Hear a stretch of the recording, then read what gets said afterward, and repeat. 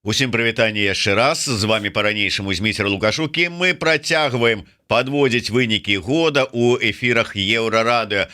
Што ж, чалавек, з якім вельмі хацелася подвесці вынікі года, таму што сапраўды тая сфера, у якой вельмі шмат робіцца, але ў якой вельмі шмат домыслаў, падазрэнняў і ўсяго астатняго. Вось, дарэчы, адразу першы... що ж, давайте я ўсё ж таки прадстаўлю. Заснавальнік і кіраўнік Байсола, праваабаронца Андрей Стрыжак. Прывітанне, Андрей. Зміцер, ну давай уже чытай гэты каментар. Хочаш яго прачытаць. Першы камент, ну вот якраз для пачатку, такой, ведаеш, калядны ці навагодні такі каментар. Ці ведае Стрыжак, што шмат людзей адносяцца да яго шматкроп'я вельмі негатыўна? Ну, что я могу сказать? Ну, вот, бачиш, тебе колькі адкрыцій чудных, як кажуць. Зміцер, есть такая показка на гэтую тэму, наконт таго, што калі мяне няма, так яны нават і біць мяне могуць. Так што, ну, хто як адносіцца, гэта ж асабістая справа. Ну, але тым не менш, калі падводзіць вынікі, давай ўсё ж таки гэты год для Байсола, ну, такой агулам, такая сярэдняя тэмпература по больніцы, якім ён быў? Ён быў напружаным, тому што улада запустила новыя метады тэрора. Я просто нагадаю, з чаго пачаўся год сыходзячы. Гэта была першая такая моцная аблава на людзей, якія атрымлівалі дапамогу. У прыватнасці трапілі пад удар людзей, якія атрымлівалі дапамогу ад нашых калегаў з I Need Help Buy, і тады ўпершыню кіўбаса і кансервы сталі экстрэмісцкімі матэрыяламі, ці не ведаю, там прадметамі, ці чым яшчэ, тому што вось якраз такі гэтая дапамога была расцэнена як нейкія там экстрэмісцкія дзеянні дзяржавай. І ў прынцыпе, вось як год пачаўся, так ён і прайшоў пад гэтым знакам усё большага паглыблення абсурда у пераследзе людзей.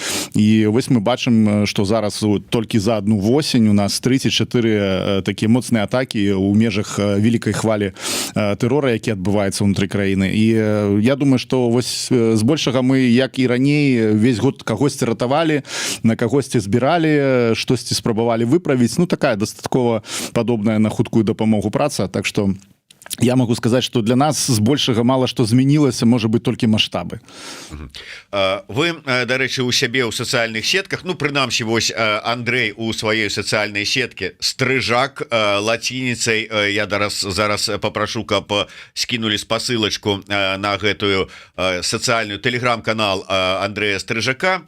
Ну, і фонд салідарнасці Байсол, таксама можна зайсці ў сацыяльныя сеткі. Вы пачалі падводзіць вынікі гэтага года у лічбах. Ну вот калі казаць пра лічбы, давайте пакуль пройдземся па тых, якія былі агучаны. Ну, прычым вы пачалі з лічбы эвакуацыі.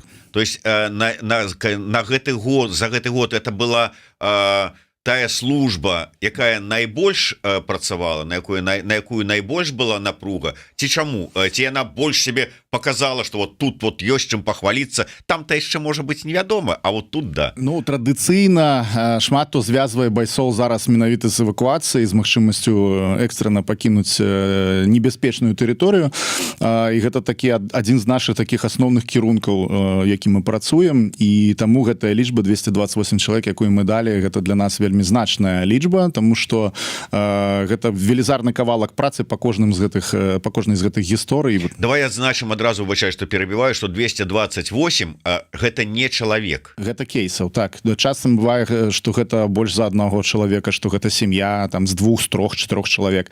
І мы лічым кейсамі, тому што заўсёды атрымліваецца по-рознаму. Часам пачынае ехаць адзін чалавек, а потым аказваецца, што трэба вывозіць і астатніх, бо калі пачынаеш з ім размаўляць, ты разумееш, што там будзе просто прызнаная чарговая арганізаваная преступная групоўка і сядуць все, як кажуць. Таму вось эвак для нас это такая важны кірунак, тому што ён дазваляе людзям пазбегнуць катаванняў, пазбегнуць турмы, і мы вырашылі даць гэтую лічбу першай. Праца ў 24 годзе службы эвакуацыі як змянілася, якія былі самыя галоўныя выклікі, якія складанасці, то есть і як мянялася сітуацыя, вот пачатак 24 і канец, вот розніца ёсць? Ёсць розніца, значна павелічэнне колькасці заявак і вывозаў было ў нас якраз такі ўвосень, калі пачаліся гэтыя моцныя атакі з боку дзяржавы. Троху спакайней было ўлетку, але ж тут таксама такая трагікамічная сітуацыя, што ўлетку ў ментоў таксама адпачынкі. І вось мы назіраем ужо які год запар, што там жнівень мы можам больш-менш выдохнуць і ведаць, што там хутчэй за ўсё нічога не будзе. Хаця ў ліпені, напрыклад, там часта бываюць нейкія накаты. У 21 годзе у ліпені якраз такі была атака на праваабаронцаў. І як толькі жнівень сканчаецца, яны адразу пачынаюць дабіраць гэтыя свае планы, якія трэба закрываць. І ў гэтым годзе гэта яшчэ і супала з падрыхтоўкай да спецыяльнай выбарчай аперацыі, што адбудзецца ў студзені наступнага года. Ну і як бы гэта ўсё разам складаецца, і я думаю, што до конца студзеня у нас дакладна не будзе спакойных нейкіх такіх дзён, каб там эвакуацыя могла пасядзець, папіць гарбаткі цікавы. Будзем працаваць. Як я ў гэтым годзе казаў, што у нас был нават момант, калі мы мабілізавалі ўсіх, хто ў нас ёсць на гэтую працу. Ну, як бы там ёсць свае нюансы, ёсць свае стандарты, і пэўны час мы працавалі ў рэжыме аврала, калі усе выходзяць і працуюць. Нават мне прыйшлося там троху валанцёрыць. Скажи, ласка, вось за гэты год змянілася схема працы службы эвакуацыі. Я маю на увазе што вот у этих сілавікоў лукашэнкаўскіх атрымалася вот перакрыць нейкія вот ваши тыя там каналы, магчымасці, ці яшчэ што, і вам давялося шукаць новыя. Ці у вас так напрацавана было добра, што хай са з нейкімі складанасцямі, але вот як ёсць, так і ёсць. Спачатку 21 по 24 год шмат чаго адбывалася, і розных геапалітычных важных падзеяў, там пачатак поўнамаштабнага ўторгнення Расіі ва Ўкраіну, розныя сітуацыі, якія змяняліся, і мы таксама змяняліся разам з імі. Так што самі тэхналогіі, самі метады нашай працы, яны ўвесь час адаптуюцца не толькі в эвакуацыі, ва ўсіх нашых службах. Так што былі змены, мы ўвесь час спрабуем удасканаліць тое, што мы робім. Ясна, што для гэтага трэба больш ресурсаў, больш людзей, больш часу, больш магчымасцяў, але працуем з тымі магчымасцямі, якія ёсць. Ну і на дадзены момант у нас ёсць магчымасць ратаваць людзей. Вось літаральна сёння некалькі гадзін перад гэтым эфірам я кансультаваў калег наконт таго, як яны могуць з'ехаць з краіны. Ну я спадзяюся, што ўсё атрымаецца. Ось, дарэчы, мне заўсёды вельмі крыўдна, калі такое вось супадзенне здараецца, калі вось Стрыжак у мяне в эфіры зумам там ці не зумам, вот буквально вот, і потым альбо вечарам гэтага ж дня, альбо раніцай на наступны дзень раз прыходзіць інфармацыя про тое, што чарговага чалавека вывезлі. Я думаю, ну Андрей, ну вот а не мог расказаць в эфіры? Но мы ўвогуле не шмат распавядаем пра дэталі гэтай нашай працы, тому што пакуль яна ідзе, нічога не скажаш. А калі людзі выязджаюць, вельмі часта яны першы перыяд ўвогуле не здольныя на нейкія каментары ці штосьці такое, і вельмі баяцца за сваіх сваякоў і ўвогуле за сябе, бо яшчэ не адчуваюць сябе ў бяспецы. Але з часам удаецца расказаць, і мы стараемся ўсе тыя гісторыі, якія можна расказваць публічна, іх прыводзіць, расказваць, і журналісты Еўрарадыё і іншых выданняў таксама бяруць гэтыя гісторыі, расказваюць пра тое, як людзі пазбеглі нейкай вельмі дрэннай сітуацыі для сябе, дзякуючы таму, што прынялі рашэнне і звярнуліся па дапамогу, і ўсё атрымалася. Я трошку на іншую тэму, хаця ўсё на тую ж самую. Просто па тым, як працуе служба эвакуацыі, можна прасачыць вось гэтыя пікі нейкіх там рэпрэсіўных дзеянняў у Беларусі. Вот як прыклад той же самы I Need Help, калі вот яны там масава ўзяліся сваякоў за атрыманне дапамогі хапаць, і адразу павялічылася колькасць зваротаў і эвакуацый. Я зараз пра што? Калі зараз вот буквально апошняга тыдня чарговы скандал, што нібыта сумленныя людзі закінулі ў чат-бот там нейкую там інфармацыю, і сілавікі адразу гэта падалі ў сваіх прапагандысцкіх каналах, што ну вот, все, чарговую партыю злілі затаіўшыся змагароў, дзякуй вам за дапамогу. Ну, я так разумею, калі такое здараецца сапраўды, і гэта дала ось гэтым губазікам магчымасць людзей выявіць, хапаць, то да вас быў бы зварот па эвакуацыю, дапамогу, падтрымку было? Ну, глядзі, тут па-першае трэба адразу паглядзець на гісторыю того, як яны робяць звычайна. Самы першы такі скандал быў з кнігай «Я выхожу», дзе была просто подборка фотаздымкаў людзей, што выходзілі на пратэсты, і губазікі тады ўпершыню адпрацавалі гэты метад закінуць вось гэтую не ведаю, што там закінуць дзежку з вядомай субстанцыі ў нашай супольнасць, каб мы пачалі самі сябе і абмазвацца. На мой погляд, гэта дастаткова эфектыўны метад, тому што ніхто не можа праверыць дакладна, ці там рэальна селі людзі з-за гэтага, ці не селі, ці яны былі затрыманыя, ці не. І ты абсолютна слушна кажаш про тое, што вось нашы звароты да нас гэта адзін з індыкатараў такога.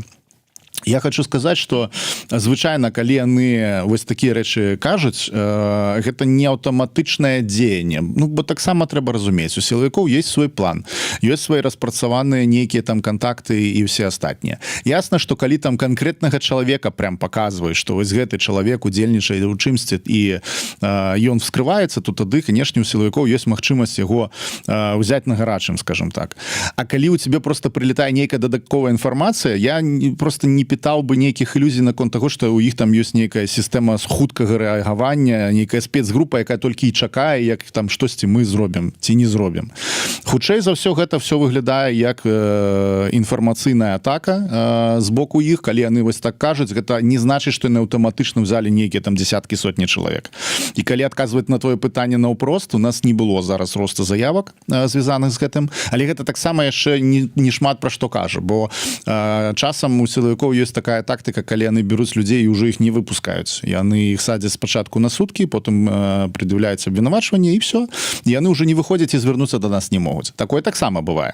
Так што гэта такая гульня, яна мае свае розныя аспекты і трэба разумець, што кожнае нашае дзеянне там адгукаецца, кожнае іх дзеянне тут адгукаецца ў нас, што гэта такая гульня ў шахматы троху.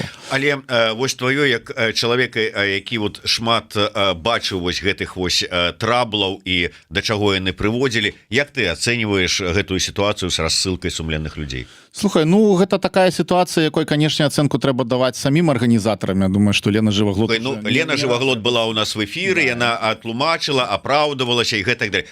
Мне цікава проста твоё сторонняга чалавека меркаванне. Не зусім сторонняга. Не зусім сторонняга. Гэта я хацеў працягнуць, але для мяне вельмі важна разумець, навошта і які кошт мае тое ці іншае дзеянне. І наколькі яно апраўданае тымі мэтамі, якія перад сабой ставілі арганізатары. Часам гэта мае сэнс такога рода і рассылкі, і доступ да людзей, асабліва калі там, ну, як Лена кажа, што гэта тыя, хто пагадзіліся інфармавана, там засталося некалькі тысяч з тых десяткаў тысяч, што былі.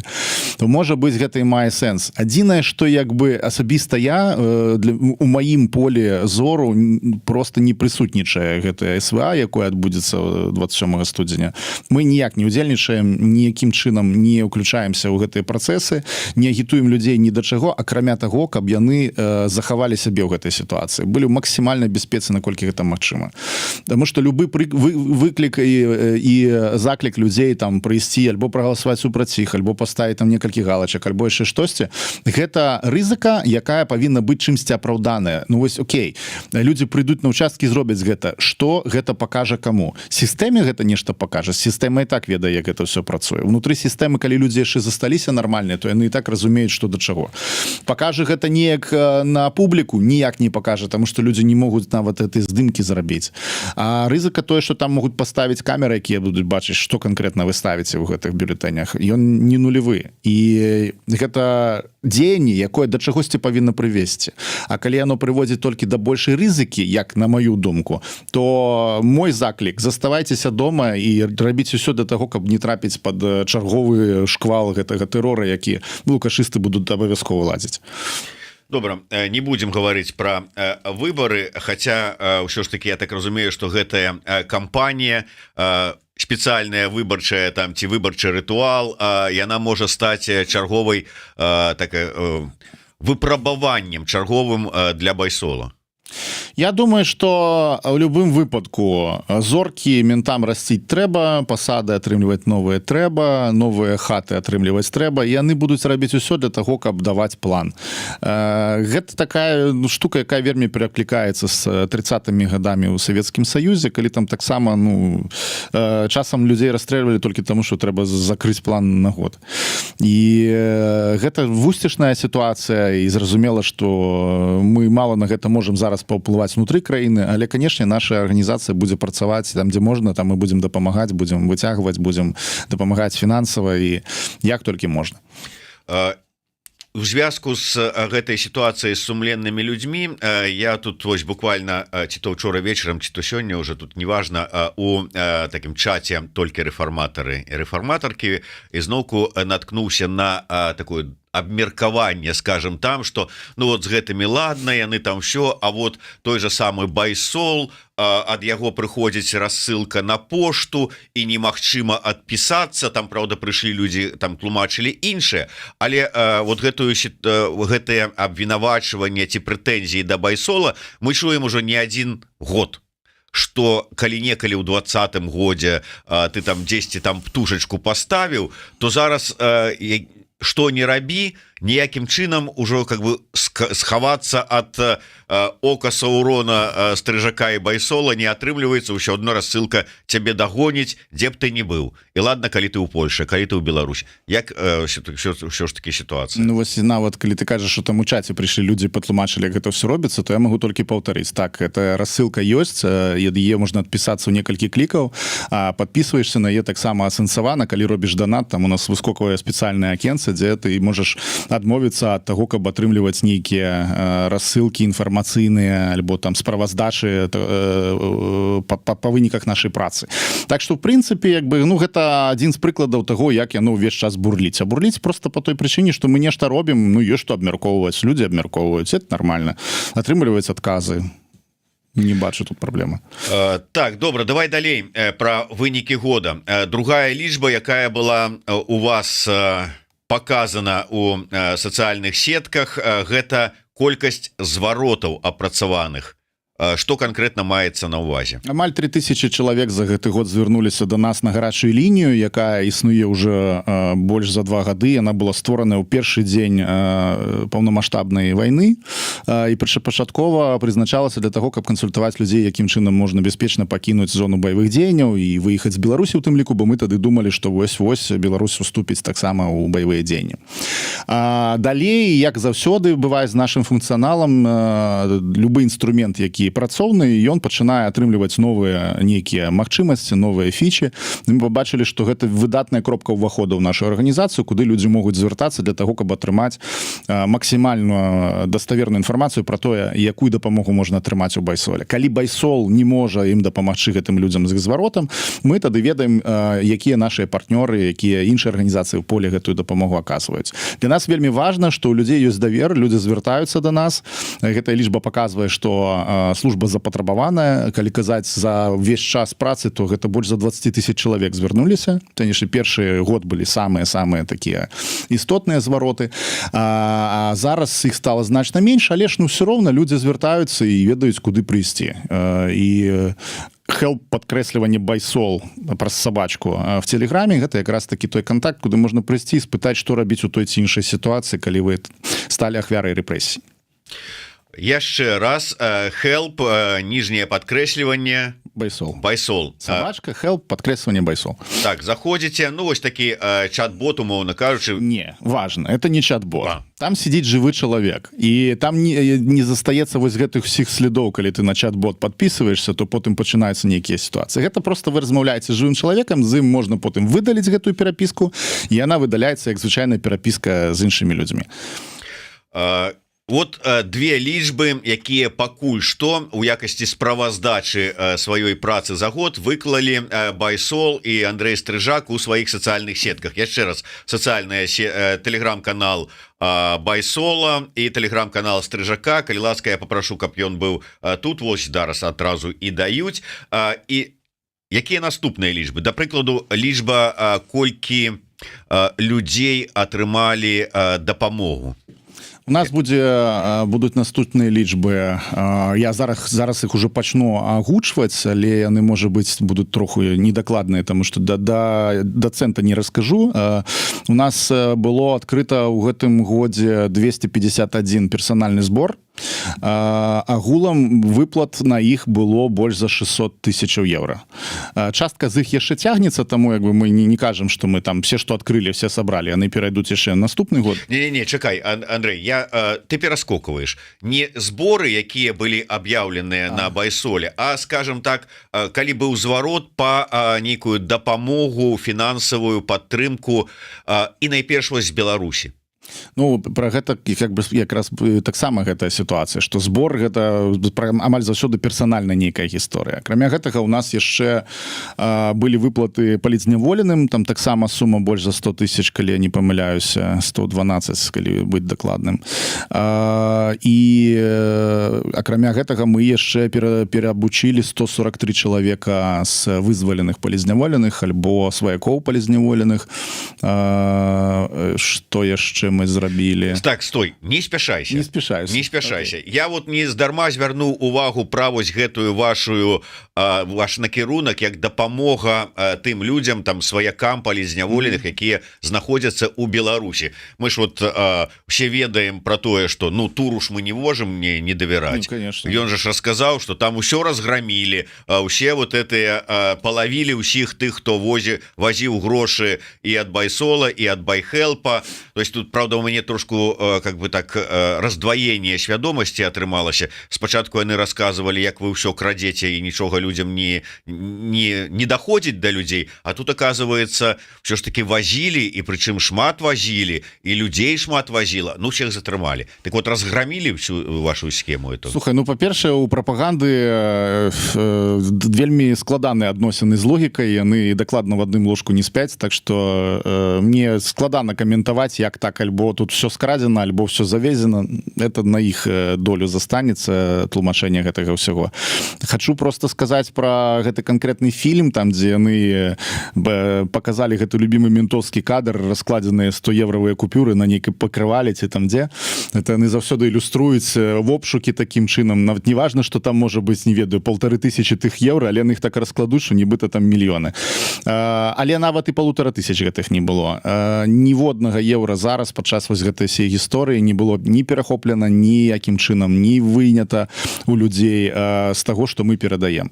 Гэта першы момант. Другі момант, усе тыя прозвішчы, якія прагучалі, я першапачаткова даваў каментар, што ўвогуле не ўпэўнены, што гэтыя трое чалавек існуюць. На жаль, адзін з іх дакладна існуе, і ён сидзіць зараз, наколькі мне вядома. Тыя двое, якія публічныя, гэта Чахоўскі і Кірылюк, яны ніколі не працавалі ў байсоле і, зразумела, не з'яўляюцца ніякімі ні каардынатарамі, ні кіраўнікамі, ні чым падобным. Так што гэта фантазія ад пачатку да канца, склёпана Ігорем Турам, не ведаю, нейкім там наркатычным трызненні ці што.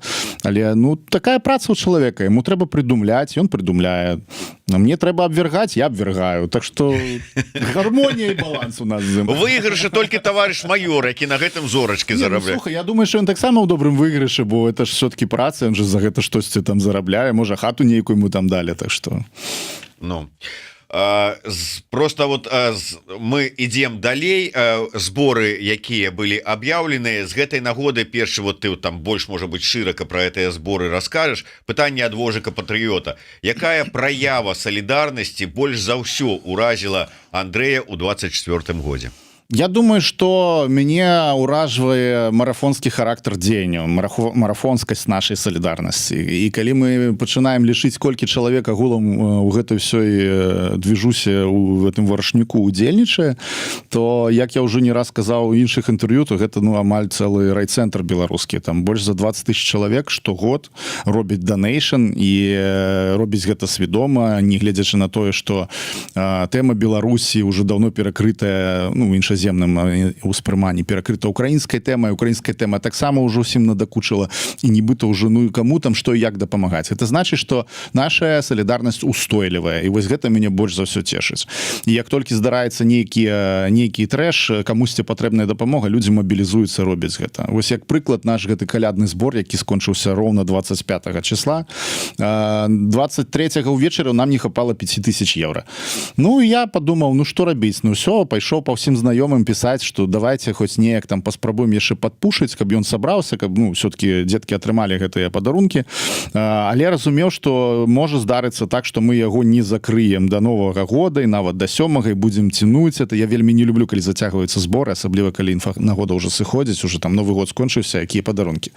І тут атрымліваецца такі цуд на каляды, мы за гэтыя двое сутак 5000 назбіралі, прычым я не скажу, што гэта было там супер складана. Людзі вельмі добра адгукнуліся і ўсім зразумела, чаму і навошта гэты збор. Карыстаючыся магчымасцю, зараз хочу сказаць, што наши партнёры і калегі з СДЖ дысідэнтаў, яны працягваюць прымаць ресурс для забеспячэння каляднай пошты. Там... Фонд маецца на увазе, фонд «Краіна для жыцця». Так, «Краіна для жыцця», да, і ініцыятыва «Дысідэнт Бай». І вось гэтыя две арганізацыі яны зараз ведуць гэтую калядную пошту. Так што калі вы хочаце яшчэ дадаць свята дзецям палідзняволеных, то вось можаце заходзіць на Country for Life, на сайт гэтага фонда і зрабіць донейшны туды. Ўсё ж таки, калі казаць пра зборы, я гляжу вельмі шмат збораў. Ёсць нейкая такая, то есть падбілі ўжо, колькі было аб'яўлена збораў, колькі з іх паспяховыя, колькі не паспяховыя. Вось актыўнічае вожык патрыётак і пытаецца: па назіраннях адчувальна падвысілася колькасць збораў прыватных асоб, наколькі рост супаў з чаканнямі? Ну, в цэлым людзі зразумелі, што гэта інструмент, што гэта магчымасць атрымаць дапамогу. Працуе гэтае сарафаннае радыё, калі людзі дзеляцца інфармацыяй пра тое, што так насамрэч атрымалася, ўсё добра. І гэта дастаткова моцны інструмент дапамогі, таму што калі мы пачыналі там яго у красавіку 21 года, то некаторыя зборы не збіралі там і 100, і 200 евро. Зараз мы бачым, што сярэдні збор як правіла, даходзіць до 1000 і перавышае яе. Гэта значыць, што ёсць магчымасць дапамагчы людзям больш істотна, асабліва калі гэта сітуацыі крытычныя нейкія, то людзі дастаткова ахвотна ахвяруюць адно аднаму. Плюс нам удалася дасягнуць вельмі важнай мэты. Значная частка нашых збораў выходзіць ананімна. Мы іх ананімізіруем, гэтыя гісторыі, асабліва калі гэта тычыцца беларусаў унутры Беларусі. І тым не менш, узровень даверу да арганізацыі, узровень даверу да працэса такі, што людзі данацяць на гэтыя ананімныя зборы таксама, яны іх не ігнаруюць. Вось, так што для нас... То есть, умоўна кажучы, калі дзесьці на іншым такім ресурсе, там, можа быть, не так вядомым, і ідзе ананімны збор, пачынаюцца падазрэнні, як і што. А у вас мало таго, што ну, ўжо напрацаванае імя, з другого боку, і, дарэчы, вот як працуе сістэма ідэнтыфікацыі? Верификации, ты маешь на увазе. Мы правяраем тое, што вядома пра чалавека. Калі, напрыклад, гэта сям'я палідзняволенага, то ясна, што там ёсць разуменне, за што ён сидзіць, ягонае прозвішча. Часцей за ўсё гэтыя людзі ёсць у спісах альбо вясны, альбо дысідэнтаў. І ты просто верыфікуеш, што гэты чалавек реально сваяк, реально гэта людзі, якія звязаны. Робіш пэўныя верыфікацыйныя захады, якія я не буду агучваць публічна, але тым не менш мы ўпэўненыя ў тым, што гэтыя людзі менавіта тыя, каго за сябе выдаюць. Ясна, што заўсёды ёсць нейкая магчымасць таго, што гэта могуць быць нейкія спробы спецслужбаў працаваць у гэтым кірунку, але на дадзены момант у нас ёсць магчымасці і тэхналогіі, якія дазваляюць упэўніцца ў тым, што сітуацыя падкантрольная і з гэтым чалавекам усё добра. Вось, так што я усцешаны тым, як працуе гэтая платформа, як яна збірае, як яна выдае ресурс. Як я ўжо сказаў, што гэта больш за 250 персанальных збораў было адкрыта ў гэтым годзе на нашай пляцоўцы, і больш за 600 000 евро было выплачана па гэтых зборах. І выплаты працягваюцца. Вось на гэтым тыдні яшчэ ёсць банкаўскія дні працоўныя. Я думаю, што мы яшчэ камусьці штосьці у 24-м яшчэ даляціць.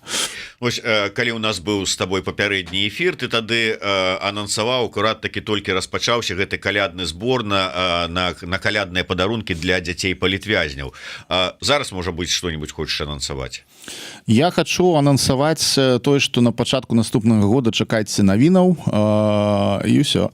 Больш не скажу нічога, тому што я ведаю, што на пачатку года навінаў мала. Я хочу, каб некаторыя істотныя змены, пазітыўныя змены ў працы нашай арганізацыі яны парадавалі тых людзей, якія вось даелі аліўе і шукаюць што-нибудь пачытаць у сеці. Ну намікні хаця бы у якім накірунку там новыя нейкія там прапановы будуць, што там ці там зменіцца праца, ці там стрыжак пакаецца, там запіша пакаяльнае відэа на фоне дзвярэй. Ну, вось бачыш, колькі адразу інтрыгі. Ну, падтрымаем яе на пачатку года. Я думаю, што 2-3 числа мы зробім заяву і яна будзе цікавай і спадабаецца. Будзем чакаць. Вот мне, дарэчы, вот з пакаяльным відэо аж самому спадабаўся это экспромт, але можа быць у працяг гэтай не вельмі прыемнай тэмы скандалы, якія ў гэтым годзе былі і як вы на іх рэагавалі? Ну, іх было шмат розных дробных нейкіх. Яны больш за ўсё звязаны з тым, што як і раней, калі ты выбіраеш рэпутацыйныя страты альбо бяспеку людзей, то, конечно, бяспека людзей. І атрымліваецца, што далёка не пра ўсё можаш казаць у моманце, а гэта вось нейкая недасказанасць, яна заўсёды выклікае дадатковыя пытанні. І тут ты просто вось альбо твая рэпутацыя працуе для канкрэтнага чалавека, альбо не працуе. І таму вось такі кантраверсійныя гісторыя, што там альбо вось все пакраў, альбо нічога не краў і красавчык, і неяк такой вось больш узважанай пазіцыі, ну, мне насамрэч не хапае. Калі там людзі разумеюць, што ёсць сітуацыя, дзе можна зрабіць нейкую крытыку, але пры гэтым прызнаць, што праца арганізацыі станоўчая. І зараз мы кажам пераважна пра тое, што вот гэтыя прэтэнзіі пра непразрыстасць, пра несправаздачнасць. Ну, як бы, тая справаздачнасць, якую мы абавязаны даваць у межах Літоўскай Рэспублікі, мы яе даем в любым выпадку. Нават больш даем, больш расказваем. Мы пастаянна звязваемся з нашай аўдыторыяй і вось такім, напрыклад, такой справаздачай за год, якая не з'яўляецца абавязковай для арганізацыі. Для нас гэта вельмі важна паказаць, што вось такія сумы, такая колькасць людзей атрымала дапамогу. Столькі-то ўдалося выратаваць. Гэта мы робім. Так што я думаю, што хтосьці па інерцыі гэта робіць, хтосьці проста прафесійны хейтар наш, а збольшага людзі ўсё разумеюць і тут асабліва тлумачыць не трэба. Толькі калі бываюць ус нейкія сітуацыі, канкрэтныя сітуацыі, як з тым жа вось выступам тура, тады я ўжо ўключаюся і кажу, што вось гэта выглядае так, а гэта не адпавядае рэчаіснасці і ўсё, і працуем далей. Ну ты так глобальна падышоў, а мяне просто да такіх жыццёвых, умоўна кажучы, скандалаў каментар, прычым каментар-то хорошы, но ён мне нагадаў, что как бы была такая реакция не зусім хорошая у пэўныя моманты. Вось глядач под нікам Саша напісаў: вялікі дзякуй людзям, якія падтрымалі Маляваныча. Але я памятаю, колькі і хейта было адносна гэтага збора. Маўляў, ён же ж здаровы мужик, і ён там сам вінаваты, што страціў гэтыя грошы, што мы тут будзем сабіраць, ці той же самы збор на Памідорова. Шэраг іншых збораў, вакол якіх вот так пачыналіся нейкія незразумелыя скандалы, спрэчкі, срачыкі вось гэтыя. Як ты ставішся да такой сітуацыі? Як да натуральнага працэсу. Людзі, тыя, хто падтрымліваюць сваіх куміраў, яны будуць данаціць, нават калі там атрымалася сітуацыя, калі ты звычайнаму чалавеку па такой сітуацыі не дапаможаш. Ну, гісторыя з махлярамі, яна распаўсюджаная, на жаль, вельмі шмат людзей трапляе пад гэтыя разводы. Але ну ясна, што не кожнаму з іх абвешчваюць збор. І ў выпадку з Маляванычам, ну у Твіттері я не памятаю, хто пісаў, ці то Джипсенкоў, ці то Ілін, што як высветліць, што ты не беларус, што там ты не любіш дранікі і ты абакраў Маляваныча. Ну што гэта, ну просто, ну як? Ну это ж сімвал дзяцінства. Ну людзі, што вы робіце? І таму гэта выклікала такі адказ. Ну ясна, што частка людзей сказалі: ну так здаровы мужик, ну што ён там, ну папаўся, ну лох, ну значыцца сам все страдай. Не, ну насамрэч працую по-іншаму, калі ў людзей ёсць жаданне дапамагчы, яны аб'ядноўваюцца, дапамагаюць. І там таксама была вельмі цікавая гісторыя, калі мы ўжо кажам пра гэтыя 3 зборы, яны неяк кучна так пайшлі, бо там быў Маляваныч Памідораў і Кустава. І вось было вельмі цікава назіраць, як публіка раздзялілася, як частка хейціла Куставу, частка хейціла Памідорава, частка хейціла ўсіх запар і мяне ў першую чаргу, а частка проста моўчкі ішла і данаціла. І для мяне, напрыклад, як для чалавека, які займаецца зборамі, я разумею, што любое прыцягненне ўвагі да публічнага збора гэта плюс. Таму што калі людзі пра яго гутараць, калі яны спрачаюцца, калі на срачы развозяць, то гэта значыць, што ён чапляе, ён знаходіцца ў інфапавестцы. І шансаў на тое, што ён будзе сабраны, значна больш, чым калі гэта проста там мёртвы штиль і збор адкрыўся, і ніхто яго не бачыць, ніхто не звяртае ўвагу. Так што, на мой погляд, гэтая дыскусія, я бы назваў гэта ўсё-таки дыскусіяй, нават калі яна часам пераходзіць нейкія межы прыстойнасці, гэта добры знак. Гэта значыць, што людзі нават ужо не спрачаюцца наконт самого інструмента, што там вось навошта мне данаціць. Яны кажуць, гэтаму данаціць трэба, а гэтаму не трэба. І гэта ўжо выводзіць пытанне ў іншую плоскасць. Просто данатьце, а каму ўжо выбірайце самі. Ну, лагічна, да. Ну, не хочаш ты, умоўна кажучы, там лічыш лахом Маляваныча, ну, не давай ты Маляванычу, пайдзі вон на дзяцей палітвязняў. Альбо на ПКК заданаць, да. Якби, ну, тут кожны сабе шукае нейкі пункт, куды можна прымяніць сваю салідарнасць. Яшчэ адзін такі, ну, я не сказал бы это скандал, но такі вот так паслевкусие троху засталося. Мы ўсе памятаем марафон солідарнасці, колькі было вот это такое солідарнасці, яднанне, агульнымі намаганнямі сабралі ўсё. Потым, калі пайшлі размовы пра зрабіць яшчэ адзін марафон, Байсол сказаў: а мы не будем удзельнічаць. І все так: а что гэта, а як это? Вот что гэта было? Можем сказать? Слухай, ну я думаю так, что по-першае, трэба яшчэ раз падкрэсліць, што мы атрымалі ад марафона солідарнасці 100 000 евро, і мы іх перевели 200 сем'ям, мы справаздачыліся з гэтым, тут у нас пытанняў ніякіх няма. Наконт таго, як выглядала справаздачнасці, ўнутраныя працэсы арганізатараў марафона, я каментаваць не магу, таму што гэта гісторыя іншай арганізацыі, як яны там выбудоўвалі свае ўзаемаадносіны, стратэгіі, тэхнікі і механізмы.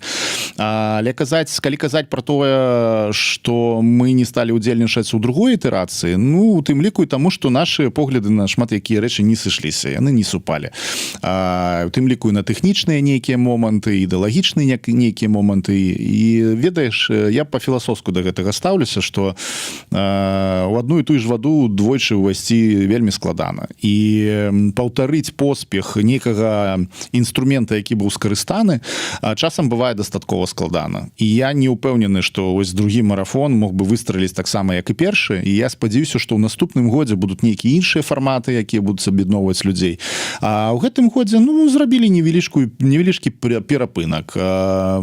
Трэба... Ну, нічого сабе невялічкі перапынак. Колькі збораў было, колькі там 600 000 сабралі, ну, аголам. Але я маю на увазе вось такога разовага, нейкага моцнага івента адначасовага, яго не было. Ну і ок, не было і не было. Год прайшоў, ён прайшоў у плане солідарнасці неблага, тому што агулам, калі лічыць все грошы, якія сабраны за гэты год, то там будзе бліжэй да мільёна, як заўсёды. Вось просто яны частка у нас размяркоўваюць на персанальныя зборы, частка на дапамогу палітвязням, частка на дапамогу добраахвотнікам. Так што збольшага сітуацыя прыблізна такая, як у мінулым годзе па лічбах. Ось, до речі, таксама такі момант, ну, скажем так, цікавы. Маляваныч сказаў, што менавіта Байсол ініцыянаваў збор. Ці часта менавіта Байсол выступае ініцыятарам? Так, мы часам прыходзім да людзей і кажам, што ў гэтай сітуацыі мы можам адкрыць персанальны збор. Таму што людзі саромеюцца, таму што людзі разумеюць, што ім там, ну, не хапае, не ведаю, палітычнай волі для таго, каб адкрыць збор. То есть, калі людзі кажуць пра тое, што да я вот мне цяжка таксама, я ледзь зважу канцы з канцамі, там ці ў мяне нешта там здарылася, але вот я не іду з працягнутай рукой, то вот твоя парада. Ну, залежыць ад таго, наколькі чалавеку... Окей, гэта пытанне камфорту ўнутранага. Часам я ведаю людзей, якія реально просто там уже, ну, гатовыя памерці з голаду, але не ісці і не прасіць ні ў каго дапамогі. Моя асабістая пазіцыя такая. Кожны з нас хоць раз у жыцці быў на дне. кожны раз хоць раз у жыцці быў у такой скрушнай сітуацыі, в якой сам ты не вышкребешься. І мы людзі жывёлы сацыяльныя, мы знаходзімся ў грамадстве, і вельмі важна на гэтае грамадства абапірацца і дапамагаць адно аднаму. Таму я як чалавек, які з'яўляецца паслядоўным прамоўтарам культуры салідарнасці і ўзаемадапамогі ў грамадстве, я заклікаю ўсіх, хто знаходзіцца ў скрушнай сітуацыі, звяртацца па дапамогу. Гэта не сорамна, гэта нармальна. Станеце зноў на ногі і таксама будзеце дапамагаць. Калі за грошы тут вот как бы учапіліся і вот за вот это размеркаванне, давай, можа быць, таксама закранем. Вот ты збірае, Байсол збірае грошы, аб'яўляе там нейкія зборы, шукае магчымасці, дзе там што там нейкія донары там ці яшчэ што. У гэты час прыходзіць інфармацыя, што там сотні мільёнаў выдаткоўваюцца на дэмакратычныя сілы там ці супольнасць Беларусі, і не было такое, а Стрыжак сядзіць і думаюць, вот, а куды яны пашлі гэтыя грошы? Чаму вот не даюць нам, каб мы вот людзям размеркавалі на добрую справу? Стрыжак про гэта не думае, з тае прычыны, што я ў гэтай справе 24 гады ўжо. Я разумею, як працуе гэтая сістэма і што заявы, па-першае, не заўсёды супадаюць з дзеяннямі. Мы все вельмі добры прыклад. Падтрымка Украіны. Колькі заяўлена про тое, што будзе выдзелена грошы, выдзелена тэхнікі і ўсяго астатняга, фактычна не заўсёды гэта супадае з рэальнасцю. Я не сидзеў з калькулятарам і не лічыў па бюджэтах Еўракамісіі, колькі фактычна было выдаткавана гэтых грошай. Тое, што іх прызначылі на выдаткаванне, я ў гэта веру. Але фішка еўрапейскіх донараў, буйных донараў, тым, што у іх вельмі складаная, непаваротлівая і незменная сістэма справаздачнасці і патрабаванні да заявак. І наколькі я ведаю, дастаткова вялікай праблемай для іх ёсць это тое, што яны недарасходуюць сродкі толькі таму, што іх немагчыма ўзяць у іх. Вельмі шмат арганізацый просто фізічна не здольныя будуць такую бухгалтэрыю трымаць, каб апрацоўваць гэтыя сродкі. Гэта адзін момант. Другі момант гэта тое, што вельмі вялікая частка гэтых сродкаў застаецца ў Еўразвязе, бо ёсць накладныя выдаткі тых арганізацый, якія размяркоўваюць той же самай Еўракамісіі, яны дастаткова высокія. До 20-30% па некаторых праектах гэта даходзіць. Яшчэ трэба мець на ўвазе, што гэтыя грошы ў тым ліку на падтрыманне беларускіх студэнтаў, якія вучацца ў Еўразвязе. Гэта іх стыпендыі, гэта кампенсацыі усе магчымыя стоимасці іх навучання. І вось калі такім чынам ты просто сядзеш з аловачкам і выпішаш усе гэтыя выдаткі, то на проставую дапамогу застаецца зусім не шмат. І яшчэ трэба таксама разумець, што звычайна еўрапейскія фонды вельмі рэдка даюць грошы на наўпроставую гуманітарную дапамогу. І таму гэта проста розныя бюджэты. Я на іх гляжу, окей, якая мне, не то, што якая мне розніца, я буду радавацца, што выдзеленыя пэўныя сродкі на падтрымку, напрыклад, незалежных медыа. І я на гэты бюджэт ніяк не магу прэтэндаваць, таму што ён іншай катэгорыі. Але дзякуючы гэтым бюджэтам працуюць у тым ліку і там Еўрарада і іншыя выданні, якія прамоўцяць нашыя зборы. І самае галоўнае, што гэтыя грошы, яны сёння ёсць, заўтра іх няма. Гэта добрая воля іншых людзей. Гэта вось дзяржавы Еўразвязы вырашылі нас падтрымаць, наступным годзе вырашыць падтрымаць Марока, ці там не ведаю, ці Сірію.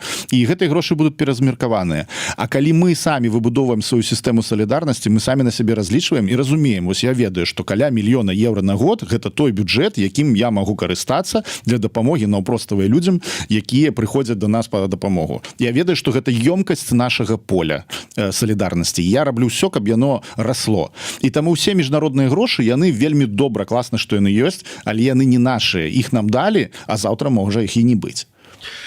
Я себе запишу вот это ёмкость нашего поля солидарности, добрый выраз. А наколькі вот мы с тобой говорили и минулые разы, наколькі гэта ёмістасць нашего поля солидарности змяняется?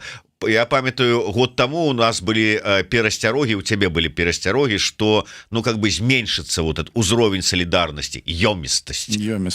Зменшылася не, і якія чаканні надалей? Я табе скажу так, что с кожным годам збіраць гэтую суму становіцца все складаней, і все больш высілкаў трэба до гэтага прыкладаць, все больш працаваць над нашими кадрамі, новых людзей прыцягваць да працы, каб прасоўваць гэтыя зборы, каб прасоўваць саму культуру солідарнасці.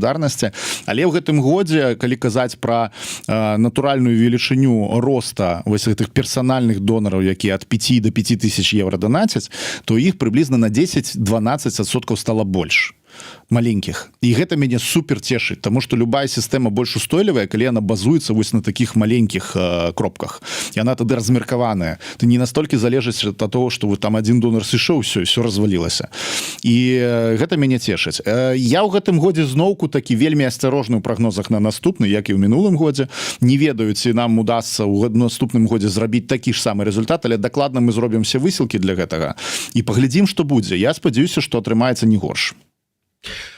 Ну і на завяршэнне, ты там коротко, я тебя перабіў, сказаў пра такі кейс як перанавучанне, што па перанавучанню і можа што яшчэ па іншых кейсах, якія мы там не сказалі. Перанавучанне гэта вельмі важная гісторыя. Это тое, што мы робім з нашымі партнёрамі тут у Еўразвязі. Гэта магчымасць даць новыя навыкі, новыя прафесіі альбо новую мову для тых людзей, які выходзяць з турмаў, якім трэба праходзіць рэсацыялізацыю. І гэта адзін з важных момантаў таго, што будзе адбывацца ў наступным годзе. У нас ёсць у планах распрацоўка спецыяльнай унітарнай такой праграмы, якая будзе ўключаць у сябе ўсе магчымасці рэабілітацыі для былых палізняволеных, у тым ліку і перанавучання.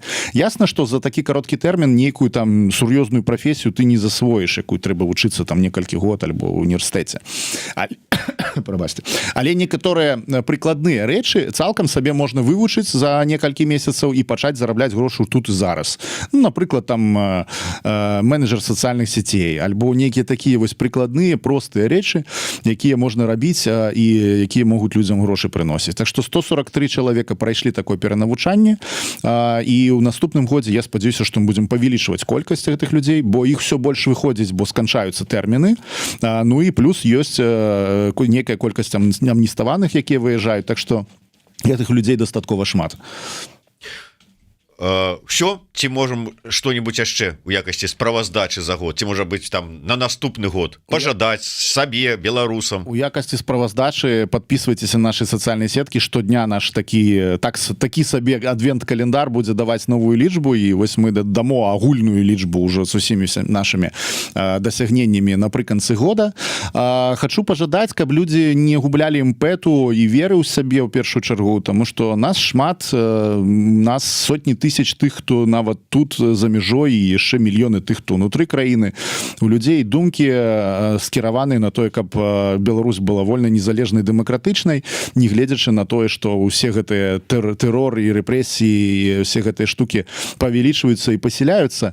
Нам все роўна трэба рабіць сваю справу, бо ніхто яе за нас не зробіць. Ні еўрапейцы, ні Ціхановская, ні Стрыжак, ніхто не зробіць за вас вашу канкрэтную справу. Таму возьміце і просто зараз зайдзіце на пляцоўку baisol.org альбо на любы іншы сайт, якому вы давяраеце, і зрабіце хаця б маленькі донат, і гэта будзе велізарным укладам нашу агульную справу. Дзякуй усім, хто далучаецца, падтрымлівае і салідарны. Салідарнасць — гэта тое, чаму навучыла беларусаў жыццё, і тое, чаму беларусы зараз вучаць, можа быць, нават увесь свет такой салідарнасці, праявы салідарнасці, і не трэба ад яе адмаўляцца. Толькі ў салідарнасці наша сіла.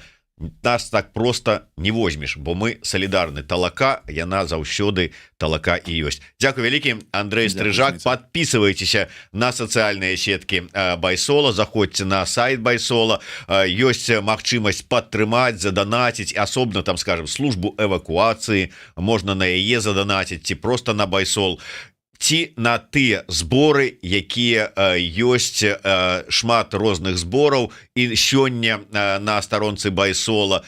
Паглядзіце, што вам бліжэй, што вам адгукаецца. Не будьце абыякавымі, праявіце салідарнасць, падтрымайце. Вам вернецца беларуская карма. Дзякуй вялікі. Жыве Беларусь. Жыве вечна.